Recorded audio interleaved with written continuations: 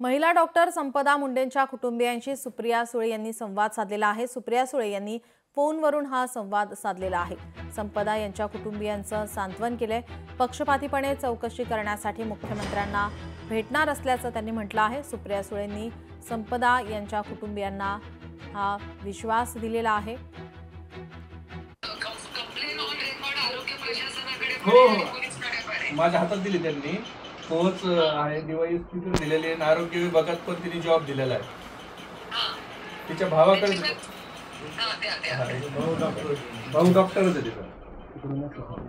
Hello ताई, मी प्रमोद मुंडे बोलतो doctor संपदाचा भाऊ आहे मी, चुलत भाऊ।